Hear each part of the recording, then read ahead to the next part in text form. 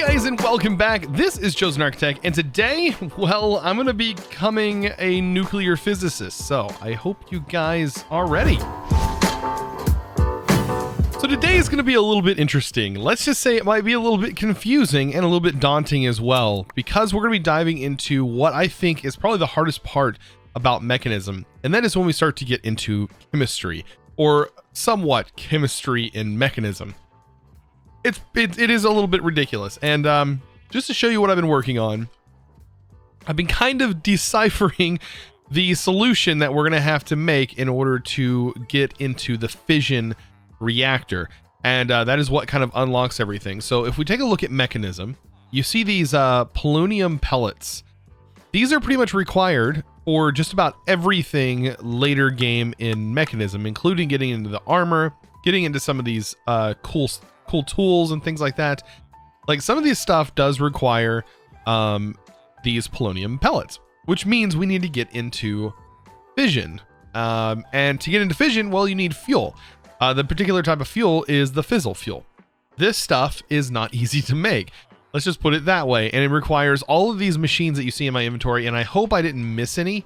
And you're also going to need the fluorite, and you're also going to need sulfur, and you're going to need quite a bit of it. So that might be something that I end up setting up over here and creating some sulfur. I think I can make sulfur seeds. Actually, probably, I don't know if you can make sulfur seeds now that I look at it.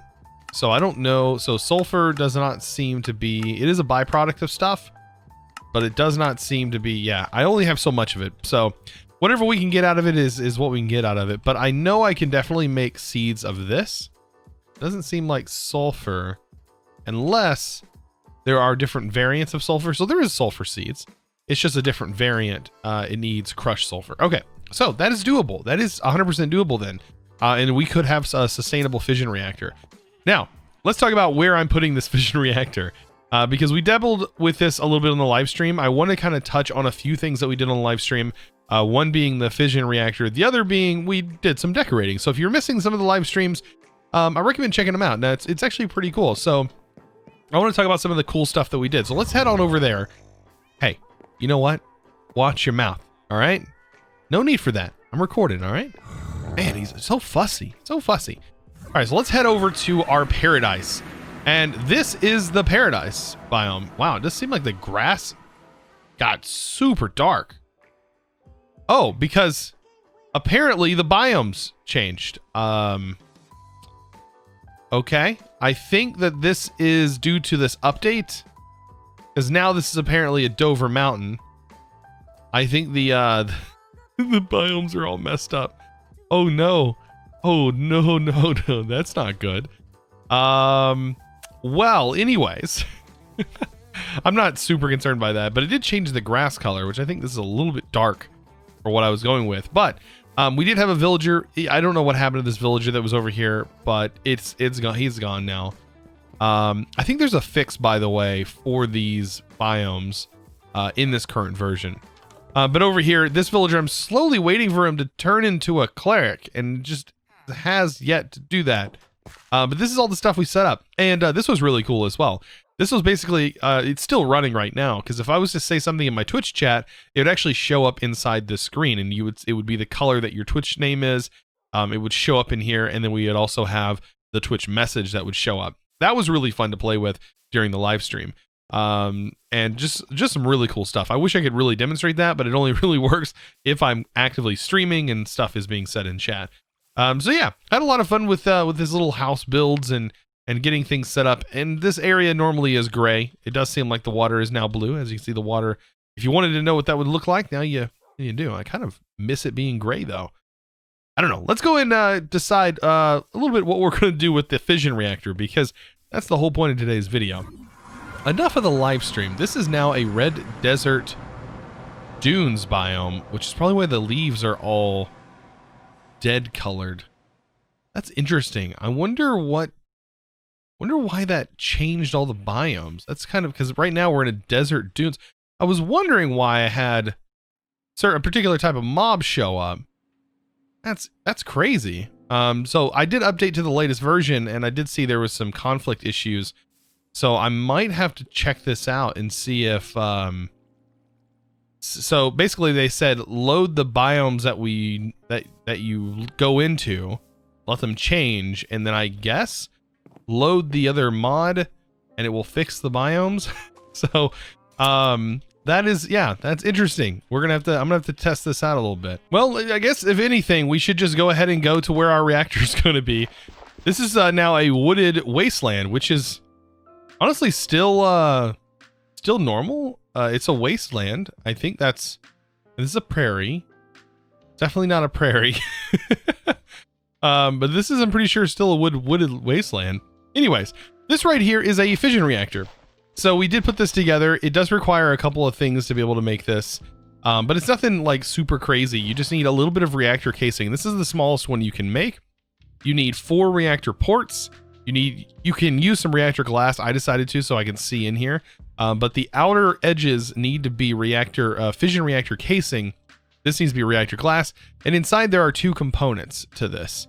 There is take a look at mechanism.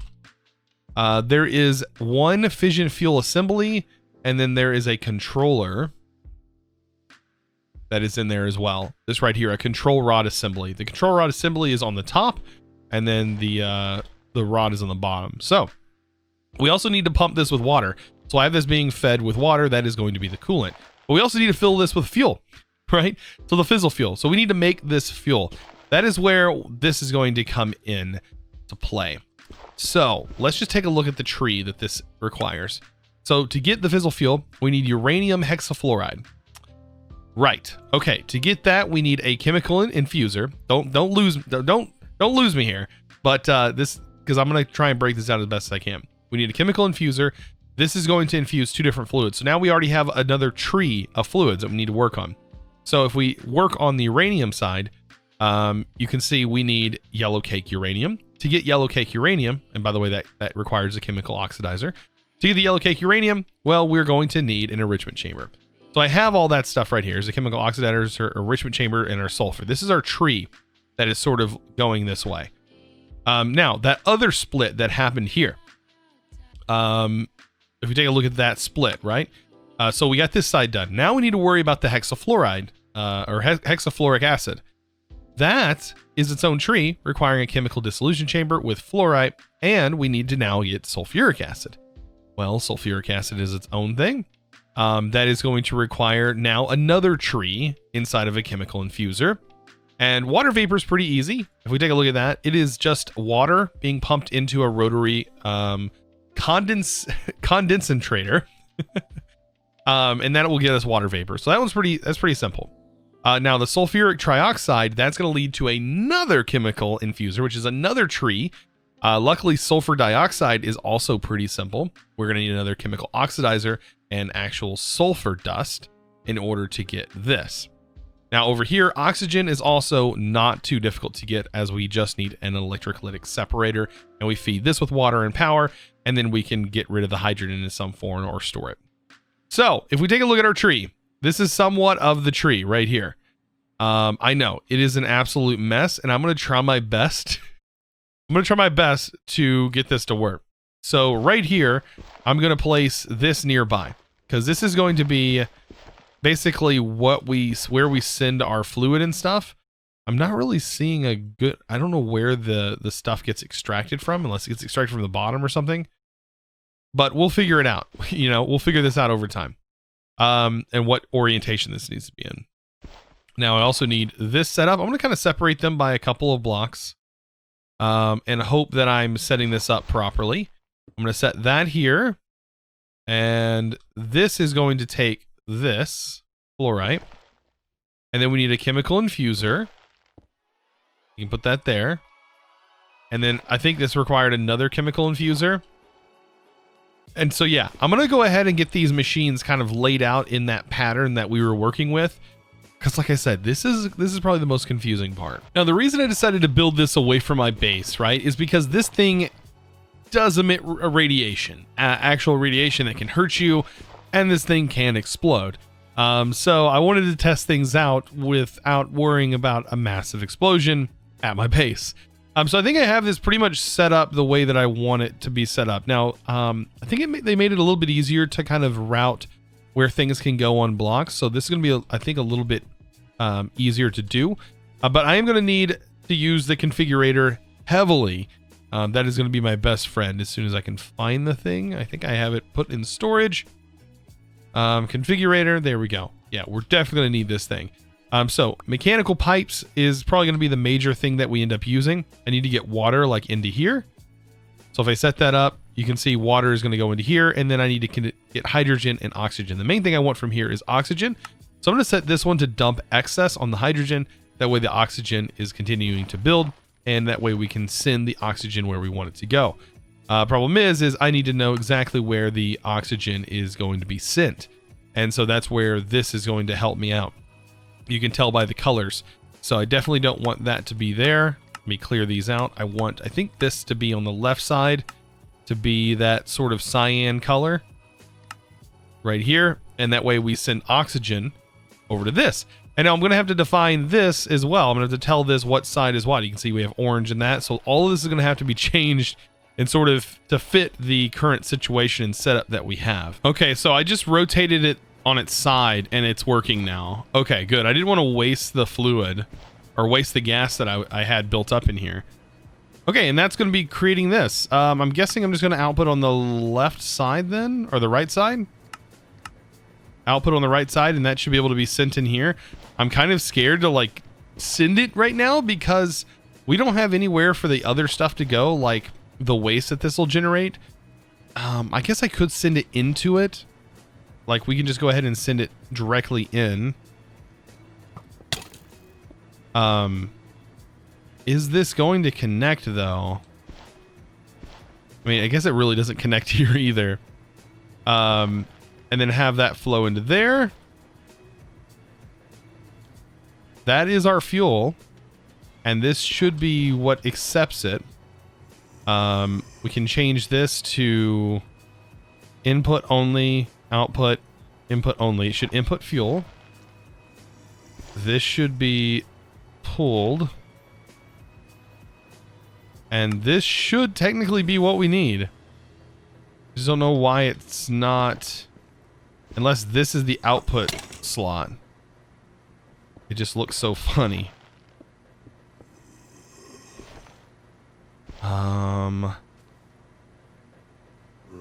This is the only... Oh, there we go. Okay, so now we have the fuel that is in there.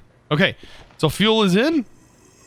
Oh boy, that is that's definitely a setup right here. That is that's definitely one heck of a setup. So all of this is running, and I kind of am scared to start this up because I know what could potentially happen. But I just want to start it up so I can at least get some of the stuff out. Now I do have the reactor port over here set to waste, and this is set to output the heat, or output coolant. So we do have two different ones. Now I don't know if coolant is actually a fluid or what it is. So if I activate this, we're generating steam. The temperature's going up. We're generating a little bit of nuclear waste. Okay. So the nuclear waste, I don't know exactly what it is. I'm assuming it's a fluid. So we do have a mechanical pipe here that we can hook to this. And what I'm hoping is I can take that and send that into a radioactive barrel. And we can get this going here. So advanced mechanical pipe. I want to send this into this. If that works. It doesn't seem like this actually accepts that, does it? That's interesting.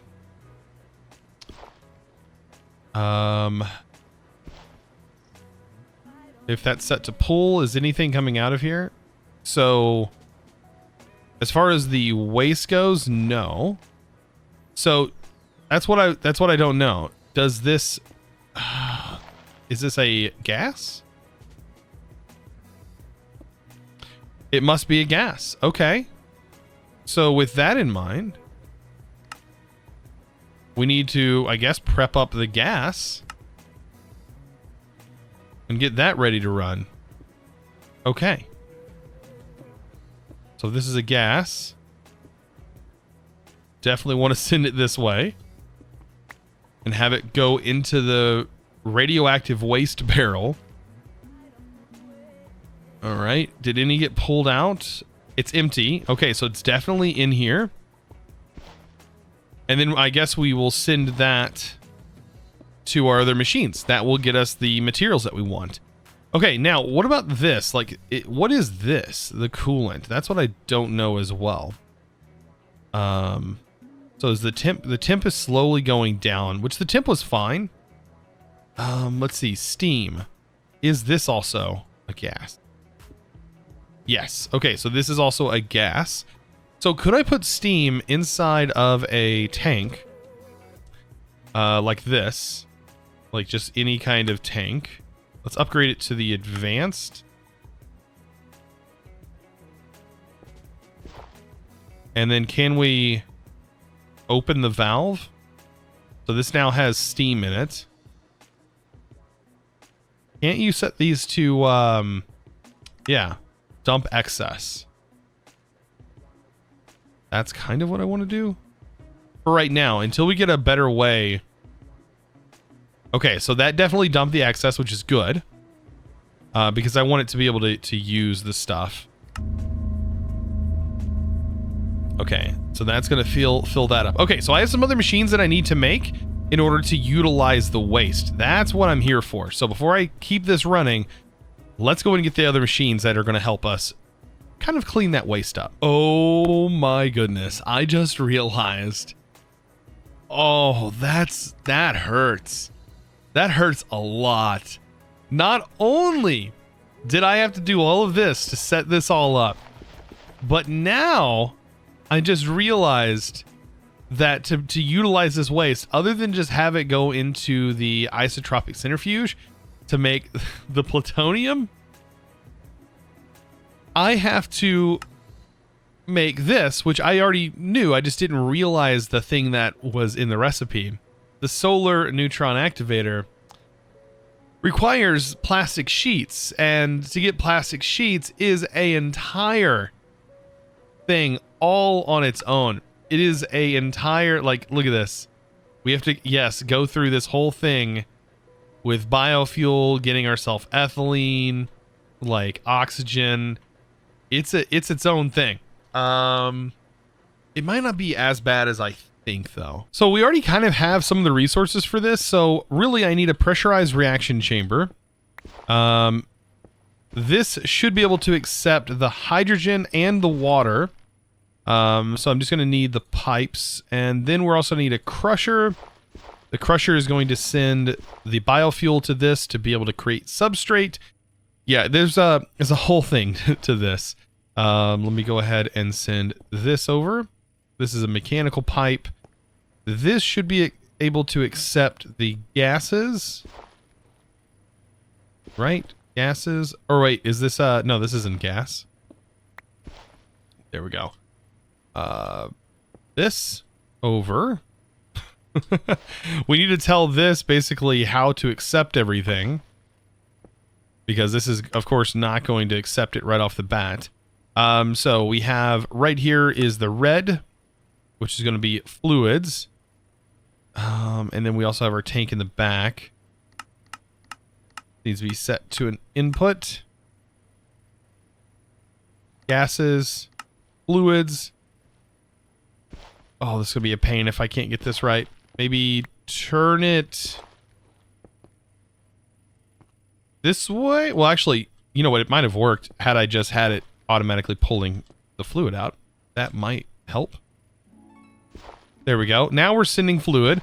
Now we just need to say, okay, this side, we need to tell it where, for one, we need to tell this where we want this to go, the hydrogen to go. So gases, fluids. This needs to be on the other side. So after a little bit of configuring, I finally was able to get this configured properly. Okay, so now that we have that set up, we can set up the item that we want to go into the left. Oh man, strict. What is this? This is saying input. Okay, so the input is definitely going to go here, and we want that to be red. Dark red. And there we go. So that should work. Now we need to set this to input, I guess, on the top. Input on the top, auto eject on is fine. And then output on the right. And then we can use a mechanical pipe. Oh my goodness. Not a mechanical pipe, a logistical pipe to set this up and get a chest that has some sort of like plant life in it, whether that's wheat or whatever. Actually, we actually have to send that to it as well. So we can just use a logistical pipe here.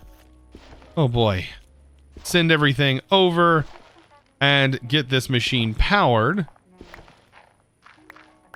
And then get all these machines powered, really. I just want to make sure that this will send. And things like wheat. What other like plant life? Seeds? I don't know if seeds actually work or not in this. They do. Okay, so seeds will work. So we have tons of seeds. Those will get sent over. Those will get crushed a little bit. Of course, we don't have enough power. I need to run my universal cables over. And then we should be good. Man, if this video is a little bit more drawn out than normal, I am sorry, but man, it takes a lot to set up these mechanism machines. Like these machines are no joke. And this is only the first part of this, because now this machine is going to produce a tiny bit of ethylene while doing this. And we need to get this ethylene converted from what it currently is, which is a fluid to a gas, I believe, or from a gas to a fluid. And to do that, we need a rotary condenser here that's going to take that ethylene out. So reaction chamber, if we take a look at these pellets and we see that this is actually liquid ethylene, it needs to go from here to here. So we should just be able to pipe the ethylene out, which is like a blue, it is a gas currently. We need to turn it into a liquid. So if this is the front, we need to say the front is going to be able to output the gas. And then we have the pressurized cable here. That is accepting the ethylene, as you can see.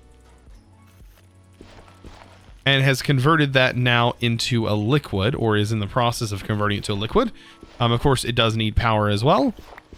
And then, last but not least, we have another pressurized reaction chamber, which is then going to be accepting oxygen, which I'm going to derive from over here. From our other auxiliary oxygen, and that is going to accept this and accept that substrate that this is making, yes, to make that one piece of plastic that we need to do this. So after all of this, we now have the HDPE sheets. Man, this is a thing.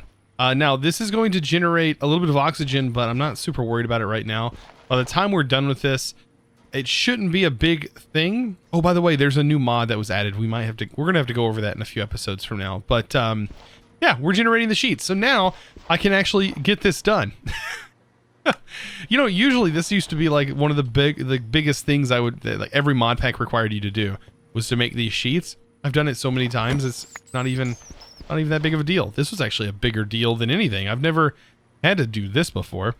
But this is like definitely full. Like we have definitely a full tank here. Now, let's go ahead and get this out of here and get this waste processed. I tell you, after so much time of trying to figure out where do I input stuff into this solar reactor, the solar neutron activator, man, that took a little bit of time. I finally realized it goes on the bottom. And then I think, yeah, we can take the pressurized tube and get this hooked in to start filling this. It does seem like it's already exporting. Now the thing with this is it's only going to be activated during the daytime. It actually needs the sun in order to do this processing. But man, that is crazy. It's going to take a whole bucket worth, which is going to take a long time with this processing in order to get anywhere, because this just isn't generating a lot of waste. It is very it does seem to be working very well. This tank, of course, the steam would normally be sent to another turbine, which we might work on. It'd probably be worked on during the live stream. I want to kind of incorporate some of this into the live stream, and that's going to be kind of interesting. So be sure to check that out. That'll probably be on Thursday, I do believe. at the time of this video being posted, so be sure to check that out. Yeah, this right here is got a pretty high heating rate. I mean, it's not horrible. It is like this is steam that is going up, and like I said, we could use steam for turbines. So wow, this is the process that we have to go through. Now it says radioactivity is like pretty high. It's like going up. So I have the stuff right here to sort of test out the radioactivity of the area. Doesn't seem like it's changing anything, so that's good. And then we also have the radioactive waste barrel just in case something bad goes wrong, and like say that this starts to fill up really quickly. Well, we would have a way of sort of draining that pretty fast. So, well, I guess that's just about it for this nuclear reactor fission. Like, this is all of the stuff. Plus, we end up getting the pellets going, which is pretty nice. This actually needs that in there. Fluorite dust. Once this hits, of course, its actual size, this over here should be now generating back again more of the plastic, which I'm kind of interested. I might actually use some of that plastic, or we're probably going to actually need some of this plastic for uses later on down the road. Almost guaranteed. So of course, guys, I hope you enjoyed today's episode. Of course, I want to give a huge shout out and thank you to today's sponsor, or the sponsor of today's video, and that is going to go to CJ Scrum. Thank you so much for your patronage. I do appreciate you. If you're interested in becoming a Patreon yourself and supporting the content I make, just like all these guys on the signs, I really do appreciate you guys. If you'd be interested in that, you can of course find that link down in the description below. Guys, I hope you enjoyed today's video. Of course, if you did, be sure to click that subscribe button if you haven't already, and also give this video a huge thumbs up. Of course, I really appreciate it. I'll see you in the next episode or live stream, hopefully. And as always, thanks for watching.